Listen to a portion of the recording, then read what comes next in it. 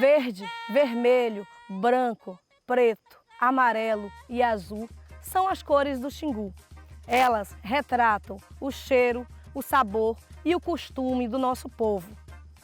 Eu, Soval Araújo, jornalista, estou aqui para registrar um pouco do enorme patrimônio cultural e imaterial de Altamira. Vem comigo! É no estado do Mato Grosso que o rio Xingu nasce, um dos rios mais exuberantes do Brasil, com seus 1.870 quilômetros de comprimento. É de fato um gigante, se divide em três: Alto, Baixo e Médio Xingu. Essas duas partes dentro do Pará, cortando alguns dos municípios mais importantes da região, incluindo Altamira, repleta de praias, pedrais e cachoeiras. A abundante floresta amazônica desenha as margens do Xingu. Por aqui, tudo impressiona pela grandiosidade, pela variedade e pelas exuberantes cores. Esse verde sem igual é também a identidade mais fiel do rio Xingu.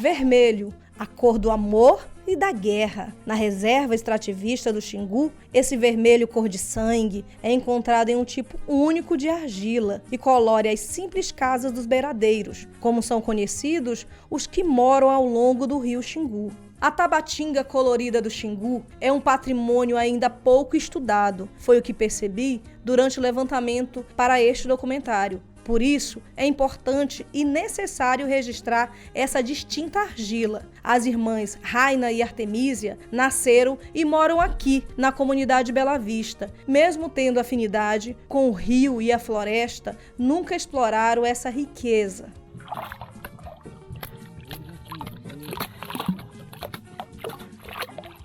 Nossos antepassados, sempre falo bastante, mas eu nunca tinha vivenciado o que eu vivenciei naquele dia, Então foi bem legal, porque eu nunca tinha vivenciado aquilo de perto, então foi bem interessante, porque fazer parte da nossa cultura, que hoje a juventude já não está mais vivenciando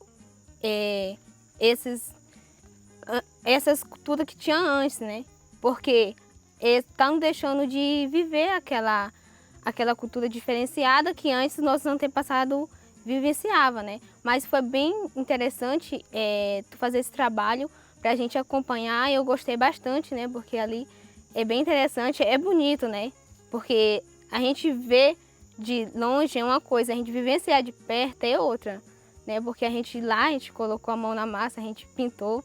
Foi bem interessante mesmo, eu gostei muito. A gente pinta ali e as cores ficam bem bonitas. A gente forma várias cores, através das misturas que está tendo ali de cores, vermelha, verde, a laranja também, que é muito bonita também.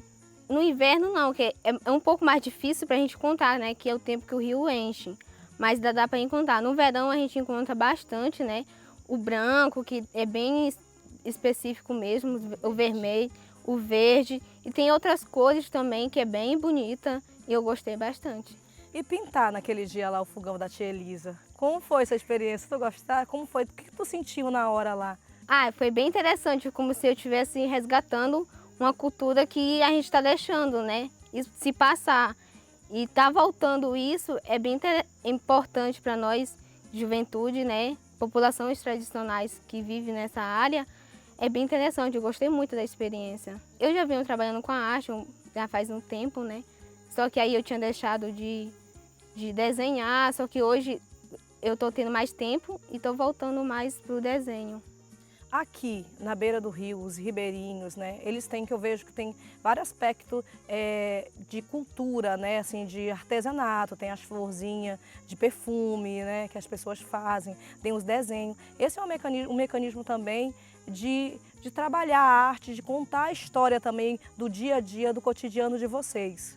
Sim, é importante que a gente pode contar a nossa história através da arte, Como tu viu, a gente trouxe a tabatinga e fez o desenho lá no fogão e ficou bem interessante, Porque a gente pode vir contando a nossa história dos nossos antepassados através da arte. E aí, agora a partir de agora, tu vai utilizar mais a tabatinga colorida do Xingu para pintar os fornos, fogões e quem sabe uma casa? Ah, com certeza, eu estava até falando com a Artemisa que a gente vai já começar a fazer, porque eu achei muito bonito, entendeu? As cores das tabatingas que tem aqui, que é bem interessante, a gente vai começar assim a usar.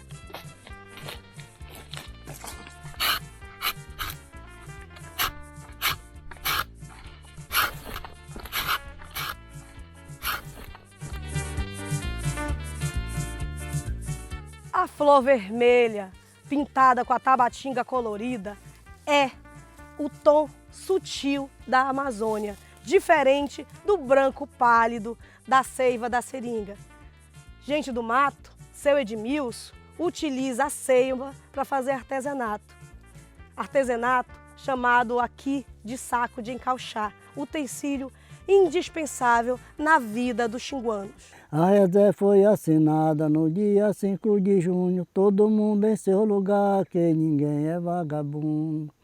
Subiram no Rio Pardo, tirando todo mundo, só ficou João do Motor, que não era vagabundo. Seu Edmilson, como foi que o senhor aprendeu a fazer essa técnica? Eu aprendi com o meu pai. Eu era menina, via meu pai fazendo, aí depois ele abandonou, mas eu gravei aquilo ó, na cabeça.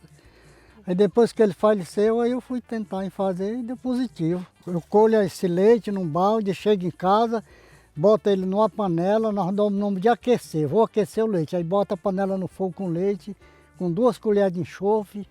Aí vou mexendo, aí quando ele começa a fumaçar, aí ele cheira, aí tem que tirar, porque se ele esquentar demais ele coaia, vira borracha, aí eu perdo o leite. Mas já tem a prática, quando ele começa a fumaçar, ele cheira, aí eu tiro a panela e vou mexendo até ele esfriar. Aí o saco já está ali na beira, só é passar com a pena. Aí tem que fazer, pega o tecido, coloca, faz uma moldura, coloca ele na moldura e aí vai passando, molhando a pena na seiva. Passando nele todinho, aí já tem a rede armada ali na sala, me sento aí com uns 10 minutos, tá seca aquela que eu passei. Aí eu volto lá de novo, passo outra mão nele todinho, aí me sento na rede, como tá seco eu vou lá de novo. É o dia todinho, termino 3 horas, 4 horas. E aqui em cima o senhor mostrou que onde foi o seu pai que fez o primeiro corte, foi, né? Meu pai fez esse primeiro corte aí, ó. Esse aqui ninguém tá nem vendo mais aqui desse lado. Aí, isso é um processo que foi ensinado do seu pai para o senhor, né? Foi. Para os seus filhos. O senhor passou isso para os seus filhos? Para os Passei, netos? já passei. Inclusive quando os meus netos vêm passar as férias aqui, vem cortar mais eu para ver como é. Mas aí, hoje aqui no Xingu, é só o senhor que desenvolve essa técnica, né? Até agora só eu que faço esse produto. Dá muito trabalho no sol, eu passo a mão dele todinho nela. Aí com 10 minutos tá enxuto, aí eu vou lá de novo. Torno passar até terminar o leite. Porque com a pena eu faço um pincel, 3 penas. Aí dá de eu passar 3 mãos no saco, aí joga fora, não presta mais. Aí então se for pincel tem que ser sacos e sacos de pincel. Hoje o senhor produz esses sacos que são comercializados a nível nacional, né, internacional e local também, né?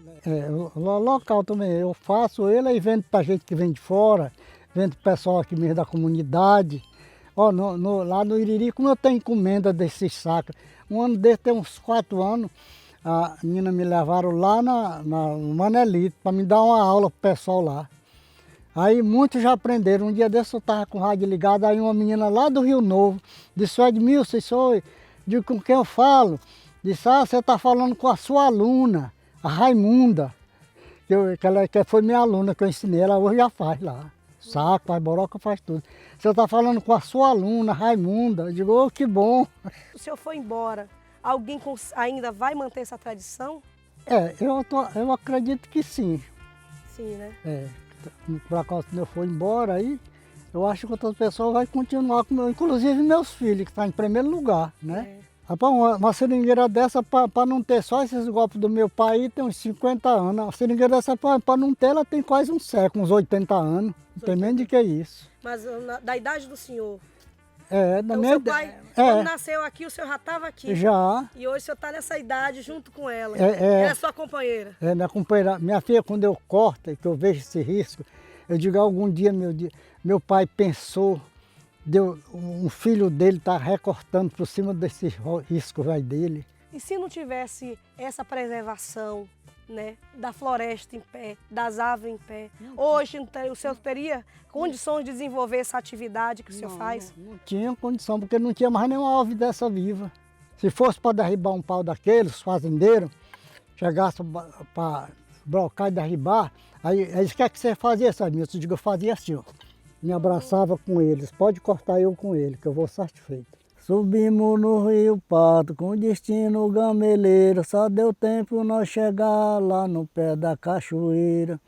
Nós se arranchava, eu estaleiro de amador, eu vou contar uns casos do tempo do meu avô. Tô vendo coisa que dá dó no coração, de ver no Rio Pato a grande desmatação. O povo vê, fecha os olhos e fica calado, fomos passando para frente, deixando tudo para trás. E aí quando a reserva foi assinada, aí subiu, o pessoal vieram, o Ibama, subiram aí, tirando todo mundo, só ficou lá da cachoeira, o João do Motor. Ele nunca saiu de lá, ele é legal que só ele.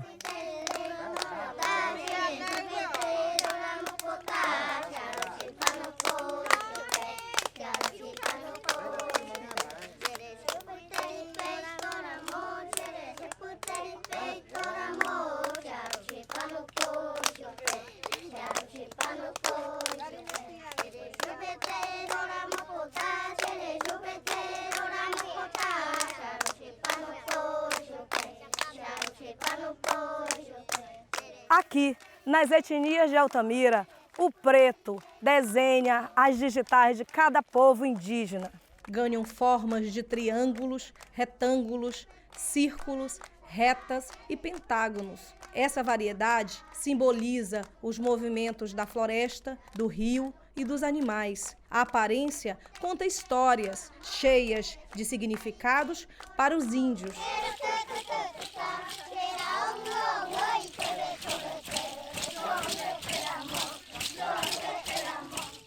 As pinturas indígenas no Xingu, ela tem uma diversidade única e uma pluralidade de povos, né, de etnias, onde se faz a representação por meio das cores e das pinturas, né?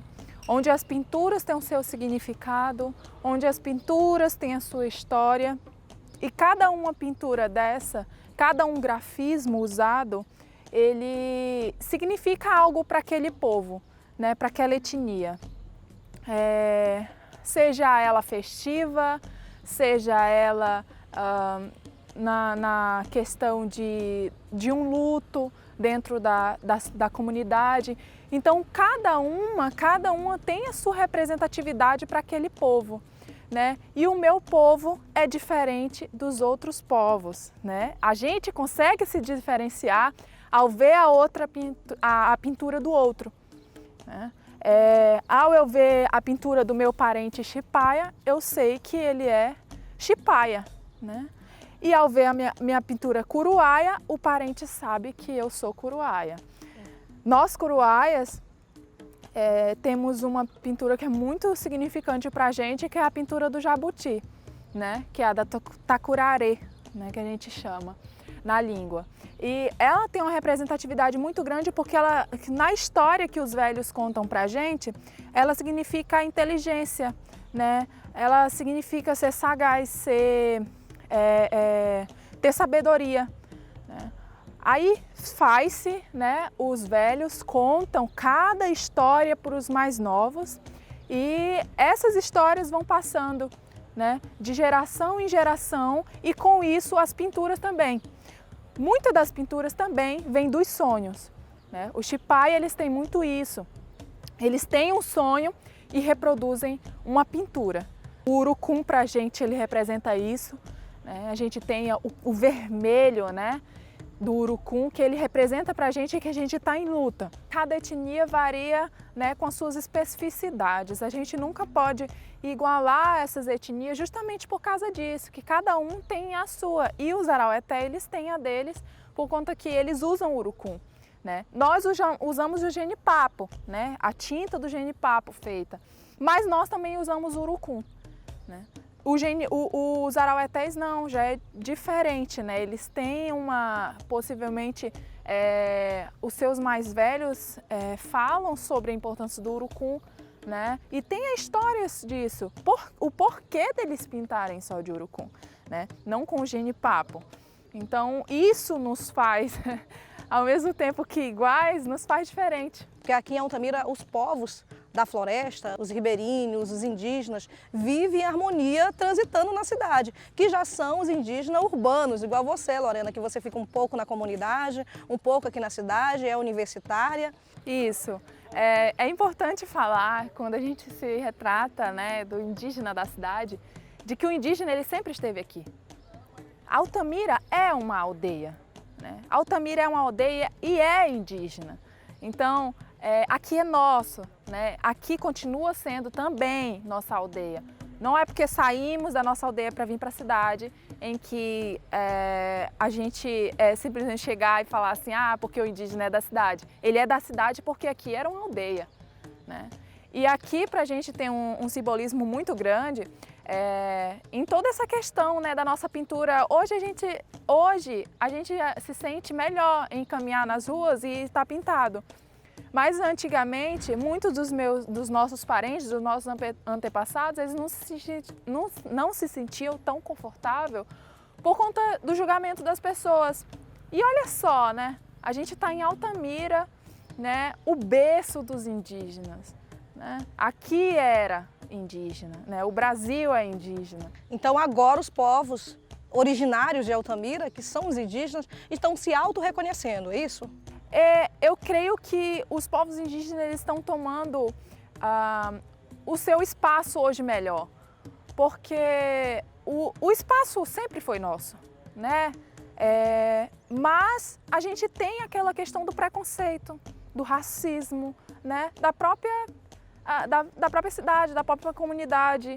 Então, a gente tem assumido esse espaço com mais força, a gente tem trago jovens, ensinado as crianças, passado isso para frente para que não aconteça o que aconteceu já atrás de apagar a identidade, né? Porque apagaram a identidade dos povos. E isso é muito sério quando se trata da identidade, né? O grafismo, a pintura, o genipapo, o urucum, ele é a identidade dos povos, é nossa identidade. Né? Então, se você vê ele pintado, ele pode estar maquiado, ele pode estar vestido com outras roupas sociais, mas ele vai ter o grafismo dele e vai continuar com o mesmo significado. Né? Nós, onde estivermos, a gente tem os nossos adereços, né? A gente tem alguma coisa que nos represente ali, né? É como uma vestimenta. Uma vestimenta tão única. E quantos sabores o Xingu oferece? A culinária regional também faz parte da identidade dos povos do Xingu. Aqui, folha e peixe se completam. Um colorido que proporciona um paladar inigualável.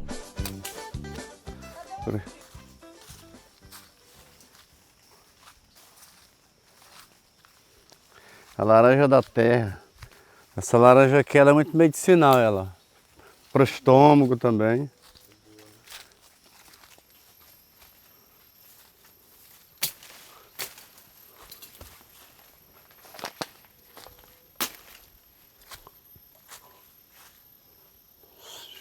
Aqui também. Melhor. A galera gosta tanto do peixe na palha da banana que até a palha tá pouca. Vou tirar umas ali, aquele é bonito ali, ó.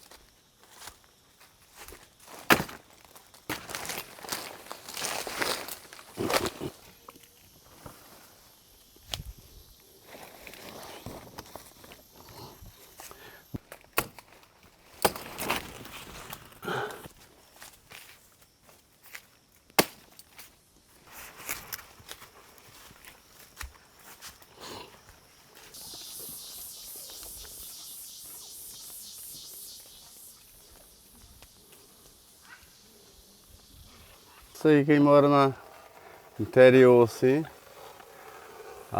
você tem que aprender de tudo, até porque os velhos que é os guerreiros, né?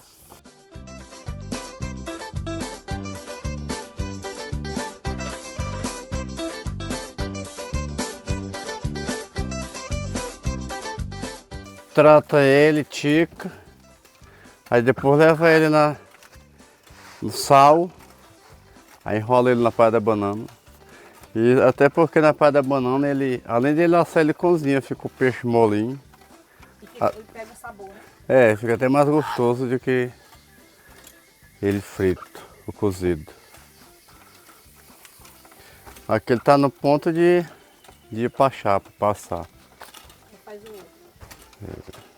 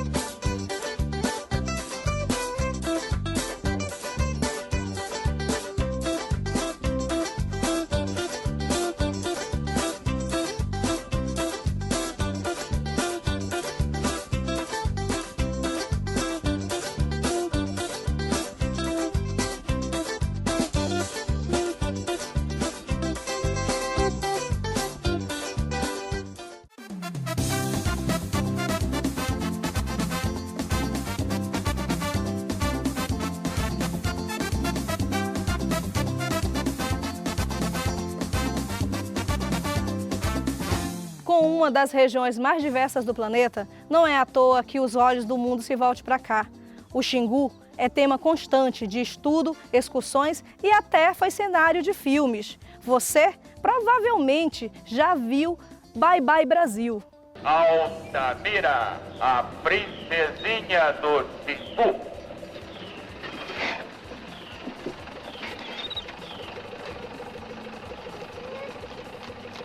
Altamira. E o rio Xingu. Aquele rio lá é o Xingu.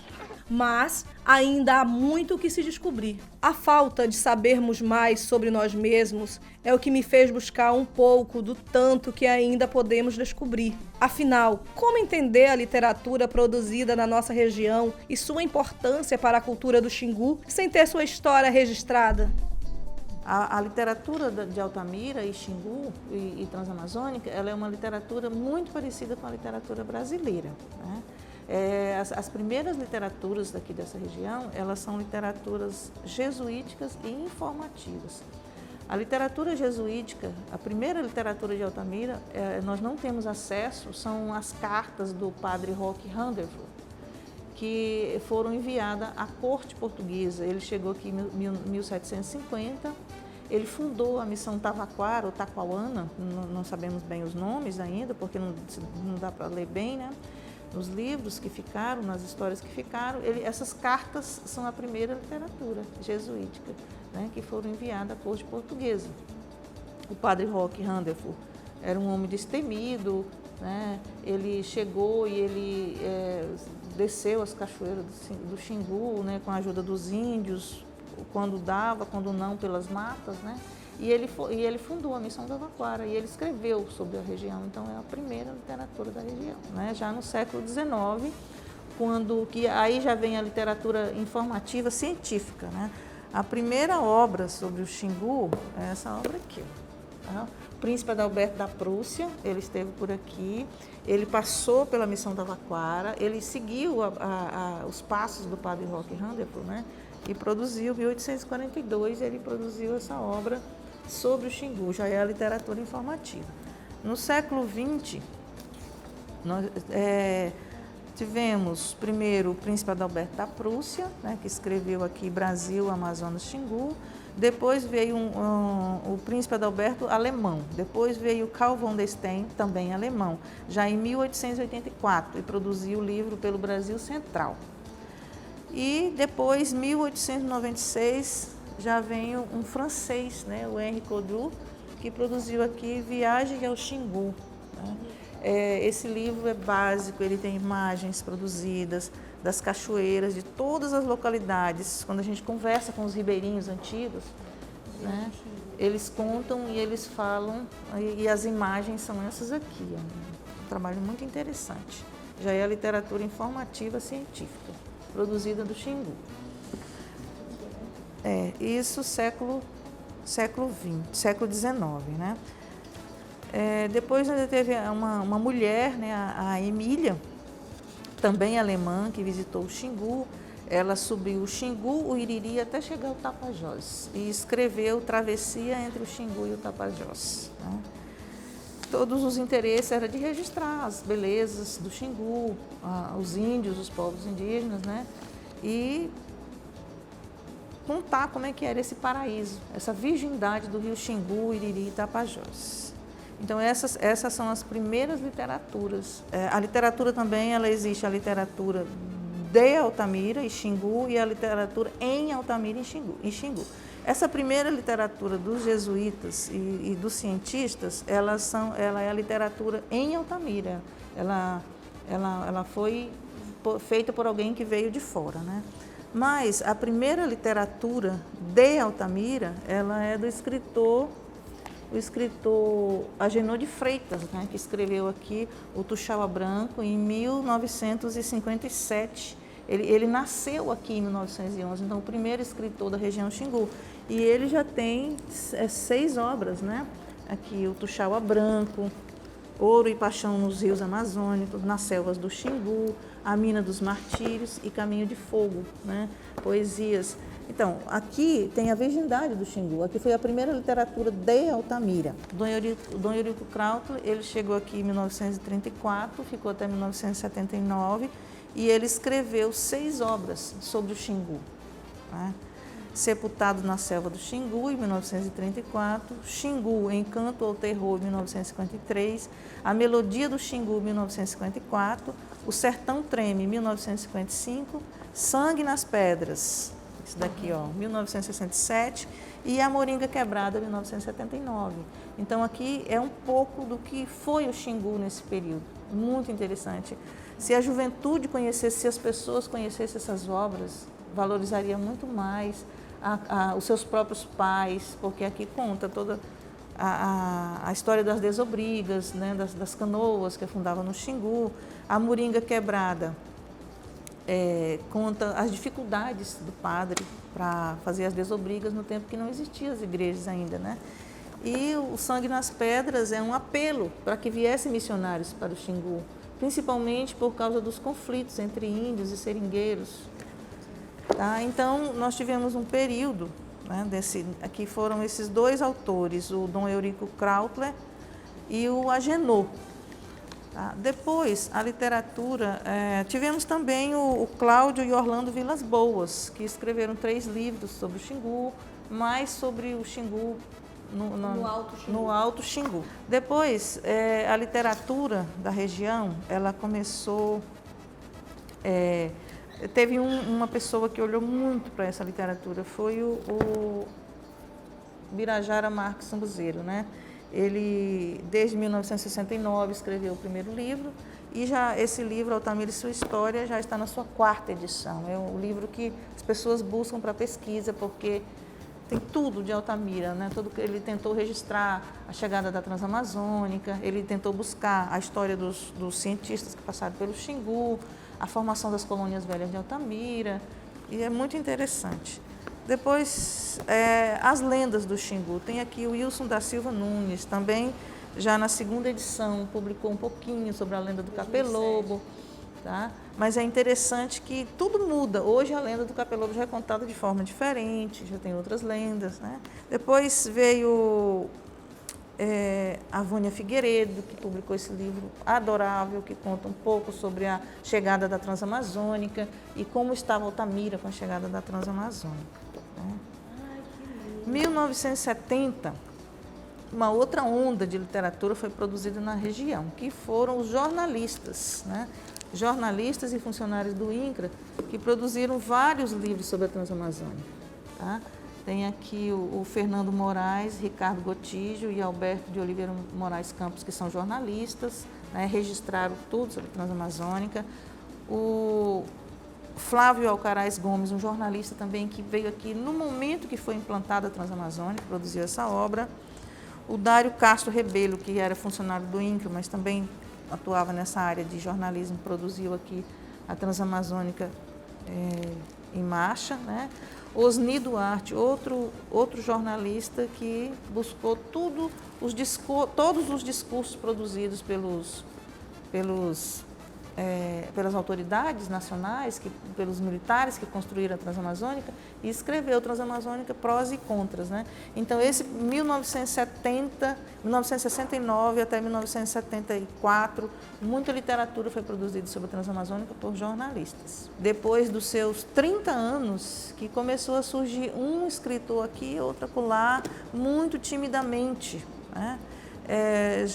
Em 1980, 90, nessas 2 décadas, nós tivemos alguns escritores que começaram a lançar suas obras. Tivemos o André Nunes, em Altamira, né, que não é da Transamazônica, mas foi nessa época que ele produziu. Aí no Pacajá, nós temos aqui o seu Manuel Leite, um agricultor que nem sabia se era poeta ou não, mas ele procurou a gente, nós organizamos as poesias, ele conseguiu produzir um livro, né? O J.P. Miranda, no Brasil Novo, já tinha escrito esse livro aqui, que é a Transamazônica, Sonhos e Realidades. Quem não tinha condição de escrever um livro solo, bem simplesinho, com toda dificuldade, em São Paulo, né, entrava nas antologias. Nós tivemos, antes de 2010 ainda, a época das antologias. Juntava-se 10 escritores e publicava 10, cada um publicava 10 poesias. Então, nós tivemos a antologia Poetas e Poesias. Antes dessa, em 89, nós tivemos Poetas em Altamira, também com 10 escritores. Tivemos aqui Poetas na Amazônia, alguns daqui participaram dessa antologia. 2000, né? Poetas na Amazônia, e tudo antes de 2010. A Marilene conseguiu publicar nessa antologia Delsec, uma antologia internacional, foi muito felicidade para a gente, né, que ela conseguiu publicar. Então, nós tivemos essa época das antologias. Depois da fundação da Academia, a fundação da Academia já deu para Belém, para o Brasil, uma visibilidade que aqui existia uma produção literária, que precisava se transformar em livros. E aí, de repente, nós passamos a ter já 24 escritores da região transamazônica e Xingu, com suas obras publicadas. Aqui o Anamã, que é da minha autoria, né? O Anamã conta a história dos primeiros moradores da Transamazônica, que vieram para cá, do barco que afundou no Estreito de Breves, né? E o Anamã é uma das primeiras obras literárias da Transamazônica, né? Isso é uma felicidade para a gente, né? E nós temos aqui, também de minha autoria, A Lenda da Lamparina, que é uma história de Medicilândia. Né? Medicilândia apareceu pela primeira vez na literatura, né? E quem publica assim já não tem tanta divulgação, o livro artesanal. Mas eu que publiquei pelas editoras, o livro já foi para o Brasil, já tem uma visibilidade. Né? Nós continuamos aqui, a Gorete já publicou no Brasil Novo a história de uma família que veio também em 1940, 1950, então, do Nordeste para a região transamazônica. Nós temos já literatura produzida de todas as épocas da história, nós já temos essa literatura produzida. Né? Uma literatura muito interessante, que é de 2010, por aí, é aqui Nos Caminhos dos Seringais, é a mãe da Raimundinha Monteiro, né? Que é a Odila, né? Odila Monteiro, ela produziu. Se você quiser saber como os nordestinos atravessavam, saíam às vezes do navio até Vitória do Xingu e depois chegavam no Tapajós, aqui é essa história. Esse patrimônio cultural de registro é necessário ainda, é preciso. Como é que tu vê esse aspecto patrimonial, do patrimônio cultural e material de Altamira? Então, Altamira sempre, principalmente nos séculos anteriores e também nas décadas anteriores desse século, assim, nem todas as famílias têm acesso à literatura. Quem tem acesso à literatura? O acesso à literatura tem a criança quando vai para a escola, e que a escola tem um acervo literário, né, e isso é raro. Nós temos as famílias que podem também transmitir esse hábito de ler. Quem não lê, não escreve. Se uma criança não conviver com livros não vai significar nada para ela. Então é preciso conviver com a literatura para que se produza literatura. As famílias, né? A minha mãe, por exemplo, por que eu sou escritora? Minha mãe, nós morávamos no fundo do travessão, mas a minha mãe contava história.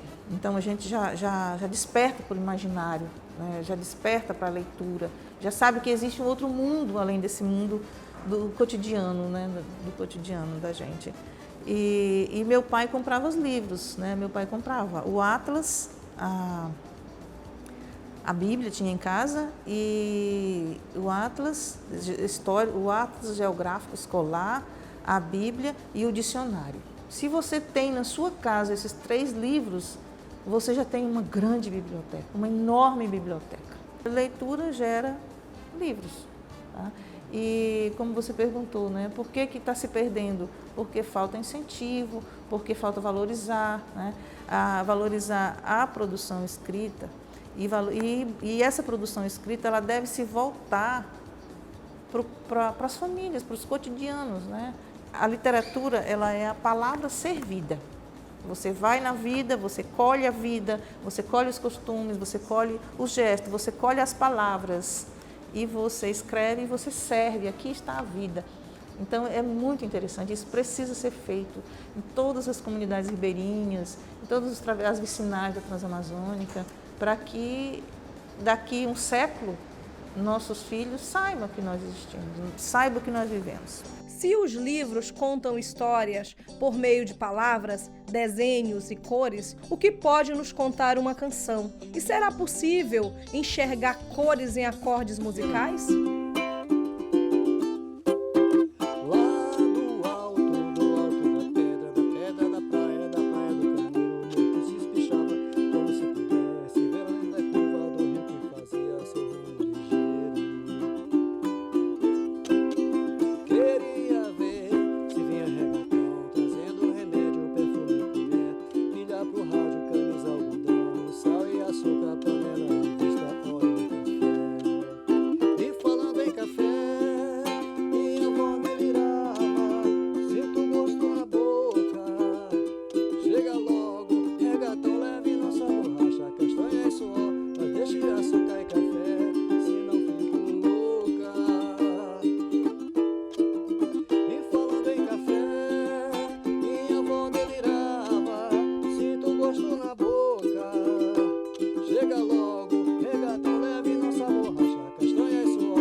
Deixe açúcar e café, se não fico louca.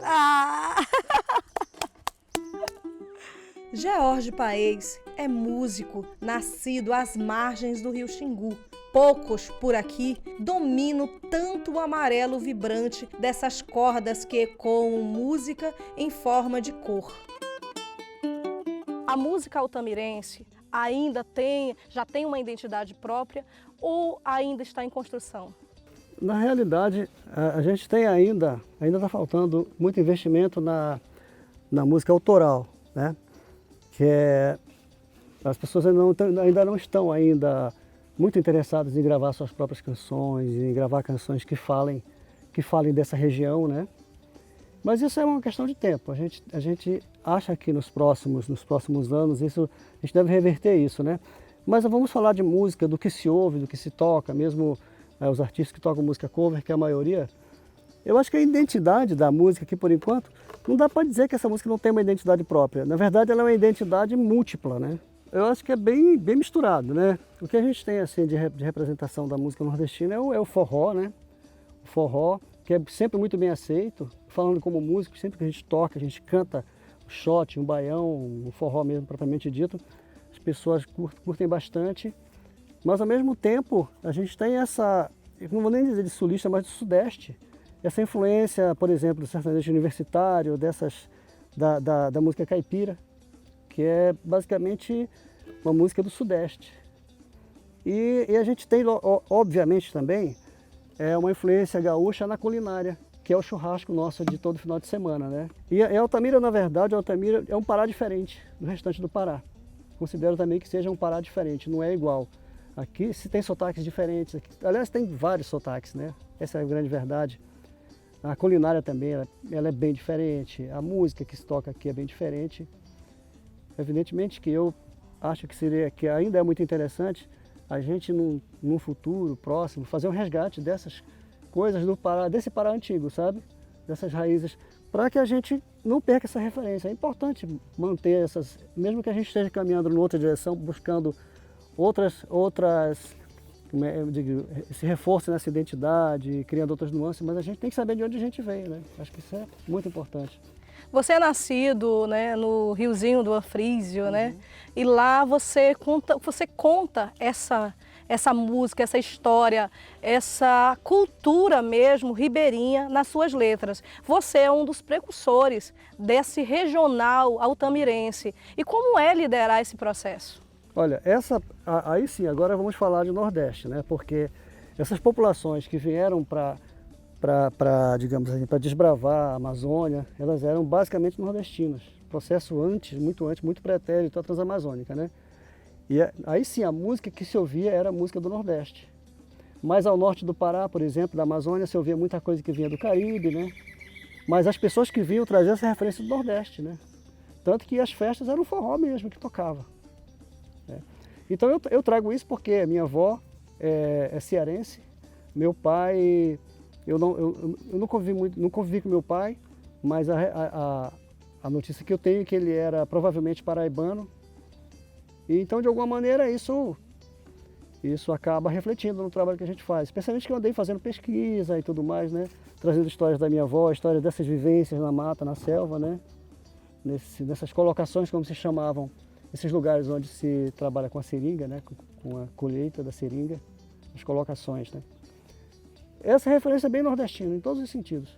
Sim. Então, no caso, a música aqui e a história ainda é contada por discípulos, por descendentes de nordestinos.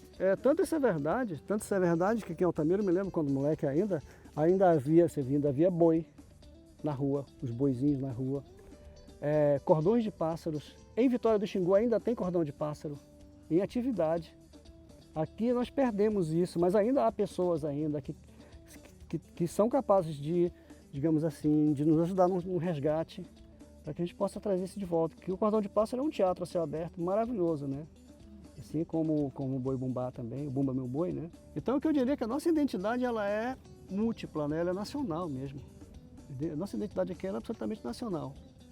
Então é um processo ainda de décadas e décadas de ano para ainda se construir algo referencial com relação à música mesmo aqui só de Altamira. Talvez a gente venha um dia ter isso, né? Talvez um dia a gente venha ter uma coisa que diga que alguém ouça em algum lugar, essa música veio de Altamira, não sei sem nem saber quem é.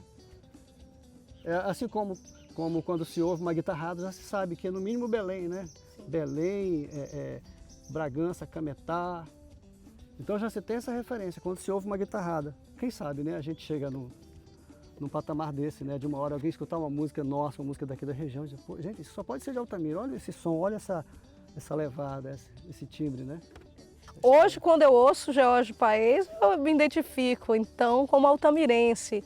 Então, esse processo de construção, eu acho que tu faz parte desse processo, né? Tu faz parte desse processo e vamos ensinar a contar nossas histórias aqui, lá do alto.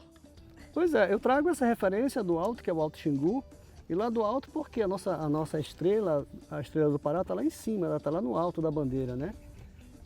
Então essa referência ela tem esses dois lados, né?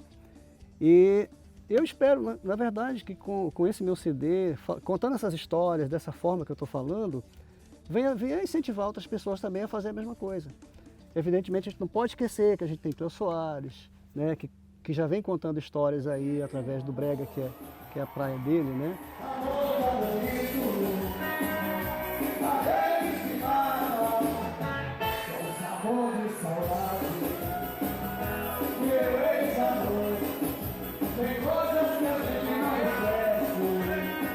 Então a gente já tem sim aí os precursores, né? Mas infelizmente assim, a galera que faz música não seguiu fazendo música autoral, não gravou, não registrou. Eu espero que a gente consiga daqui para frente dar uma engrossada nesse movimento de música autoral. Jorge, quando tu ouve o ukulele, a batucada, os tambores, o que te lembra? Te lembra a floresta, os pássaros? O que te lembra?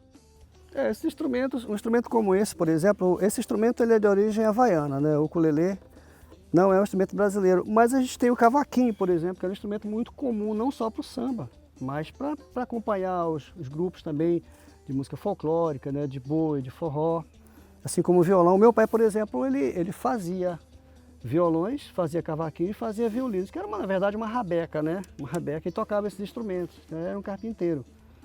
Ele fazia esses instrumentos. E esses instrumentos são muito orgânicos, né? São orgânicos. Você escuta um violão, não precisa estar plugado a nada, nenhuma caixa de som, e você já sente, assim como um tambor, como uma maraca, um pandeiro, que é também muito comum na música do Nordeste, né?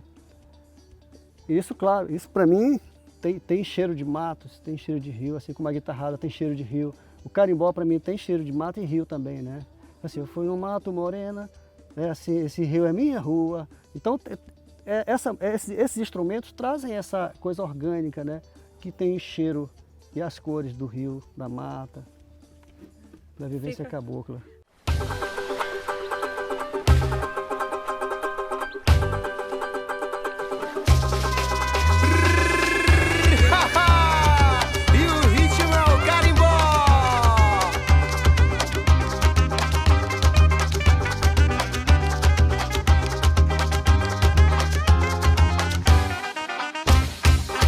Resistir o chamado do carimbó, com ritmo contagiante, alegre, que reflete no bailar do sorriso do caboclo. Rodando, rodando, a dançarina te convida para dançar. Mas quem disse que é fácil? Pirata, mas eu que sou rodado nesse tal de carimbó. Sou da terra de Lucindo, Verequete, Cupijó, da vila de Coraci, criado no Marajó. Do pau oco fiz curimba pra bater meu carimbó. Esse carimbó que não é de ouro, não é de prata, é um carimbó. Esse cara é referência quando o assunto é carimbó. Já ensaiou muita gente e disputou vários festivais culturais. Primo é assinatura em forma e cor do ritmo mais paraense que existe. Sempre acompanhando as belas saias rodadas das dançarinas de carimbó, estou aqui com o Primo. A dança na minha vida é praticamente tudo, né? A gente que mexe nesse ramo folclórico, né, aqui na região, é praticamente tudo, né? A gente dança, ensaia meses e meses de ensaio, dança, se diverte, entendeu? Tem uns compromissos em vários festivais, então para mim é praticamente tudo, né? Em janeiro a gente já começa ensaio, janeiro, fevereiro, março, abril, maio e junho é o festival, né? Mas a gente, além do festival, a gente ensaiou pro Festival Folclórico de Altamira, mas depois tem outros festivais, tem outras apresentações, né? Tem os arraiais e em agosto tem a Semana do Folclore e assim vai, em setembro tem muitas festas ainda. E assim, no decorrer do ano, a gente vai dançando. E depois, em janeiro, volta tudo de novo. Um planejamento, né, do festival, da dança. E assim vai, do grupo folclórico, dependendo do grupo. Em Altamira são 10 grupos folclóricos, né? E é muito bacana, é uma disputa entre os grupos folclóricos, é muito legal. Então são meses e meses de ensaio, né? E quando a gente ensaia especificamente os meses para o Festival Folclórico de Altamira. Depois que acaba o festival, entendeu? A gente tem várias apresentações também durante o resto do ano. Depois volta de novo aos ensaios, que a dificuldade é em todo lugar, né? Então, tipo assim, também como é 10 grupos folclóricos, tem que ter 10 sedes, entendeu? Tudo é para 10, né? Tudo é para 10 grupos. Aí a logística de ensaio, a gente tem um apoio, né, municipal, né, os grupos que todos legalizados, CNPJ, tudo certinho. Então a gente tem um apoio municipal. Mas além do apoio municipal, os grupos correm atrás de vender vatapá, fazer rifa, né? Cada um dá o seu melhor para levar a melhor apresentação para dentro de quadra. Não é fácil, né? Mas igual eu digo, a Altamira a gente faz cultura não porque quer, entendeu? Mas sim porque gosta. É ainda um processo cultural na dança, né? Essas influências, né, do sul, do centro-oeste, dos nordestinos, influenciam também na dança, né? Por exemplo, vocês têm uma variação de negros, de branco, de indígenas, né, no grupo. Como é que se tem essa configuração, essa composição de grupo? Há diferença? Há algum preconceito? Ou na dança todo mundo é igual? Assim, quando se trata de festival, esse lado a gente leva mais para temática. Tem grupo que quer trabalhar a temática do sul, né? Quer trazer a cultura do sul, mostrar aqui no...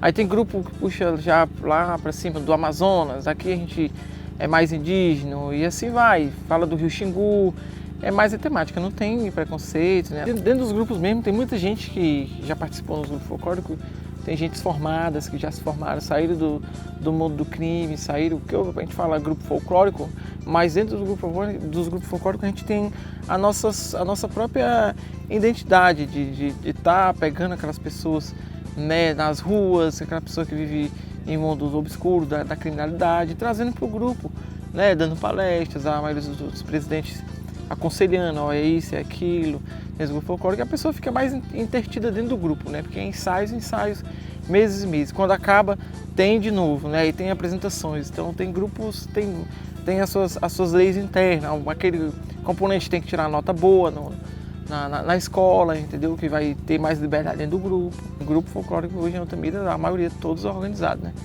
Então todos bem organizados, a gente... O componente vem, a gente vai atrás do componente, às vezes tem pessoas que vêm atrás, eu quero dançar, né? A gente faz um acompanhamento na escola, né? Tem um acompanhamento pessoal da pessoa, como é que a pessoa está se comportando, entendeu?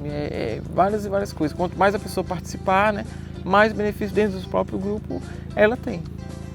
Interessante, entendeu? né? Além de dança e tudo.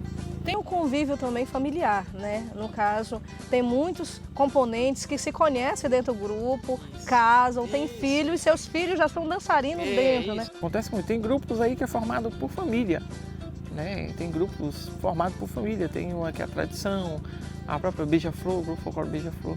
A maioria deles são formados por famílias mesmo, que já foram fundadores e vão geração em geração. Tem grupo que tem mais de 30 anos de existência em Altamira, né? E por aí já vê, né? É pai, mãe, tio, neto, bisneto e assim vai. Nosso segmento folclórico, segmento cultural, a gente, graças a Deus, já tem compositores aqui de Altamira. Altamira tem vários compositores. Dentro dos grupos folclóricos tem o próprio Geiso Campos, tem o Becleudo, né? Então tem vários compositores dentro dos grupos folclóricos, né? E a gente, o festival folclórico em si, a gente faz festival folclórico. Os grupos levam mais pro lado do carimbó, a gente dança carimbó mesmo, pé no chão, entendeu? Saias bonitas, roupas estilizadas, né? A gente, como a Altamira não tem uma cultura muito de quadrilha, tinha muito tempos atrás tinha quadrilha, né? Mas aí foi caindo, aí surgiu os grupos folclóricos há mais de 30 anos atrás, né? Dançava toada, né? Aí foi entrando carimbó e hoje tá o que tá, né? Essa mistura todinha, né, do Amazonas, Parintins, joga aqui dentro, né, vem a cultura do Nordeste. Então o festival folclórico em si, né, a dança em Altamira ela é muito mística, né? Muito mista mesmo, né? E é muito legal isso, muito legal mesmo.